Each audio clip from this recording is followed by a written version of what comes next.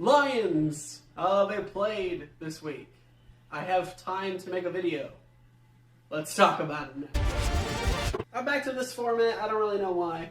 I like the other format. Tell me which one you'd rather have in the comments down below. Anyway, today's video, I want to talk about the Lions game that happened this Saturday against the Denver Broncos.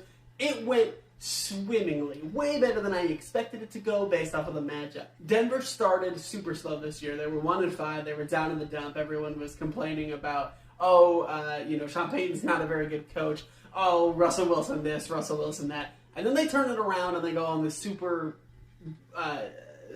long win streak that basically puts them right into the middle of the mix for the playoffs. And then they come up against the Lions, who have struggled this whole past month and change.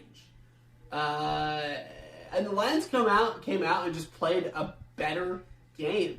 Jared Goff was on his game, which was the first time we've seen that in quite a while, which means Amon-Ra 8, which means Laporta 8, and Gibbs 8. And speaking of those last two, they would not have won this game if they didn't contribute as much as they did. The rookies were fantastic in this game. The defense even played pretty well for the Detroit Lions. They didn't play fantastically. They weren't as good as I would like them to be, but they only scored 17 points on offense. And when that's the case, I can cut them a little slack for a couple of things that I would have preferred if happened differently. But still, a very good game overall. The defensive line ate up the Broncos' offensive line. I don't know if the offensive line for the Broncos just is that bad, or if the Lions just suddenly found a pass rush, but it was like all of a sudden every single blitz, every single time we were getting close to Russell Wilson, it actually mattered, and that's something that really hasn't for most of the year. And the offense started really hot. Now they did cool down as the game went on, but the defense played well enough to keep that enough of a big gap that it didn't really matter. And honestly, I'm just shocked, because I thought the way that the Lions were going and the way that the Broncos had been going, it seemed like a classic Detroit Lions heartbreaking loss at home when we needed a win for division, and we got it. And then the Vikings lost, and that happened earlier in the day.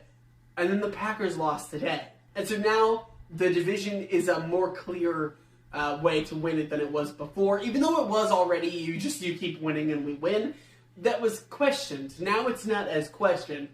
And we're almost clinched playoff position. Tomorrow is or today, depending on when this comes out, is the Seattle Seahawks Philadelphia Eagle game. If the Eagles win, the Lions are in the playoffs. I don't know how exactly that works, but that's how it's happening.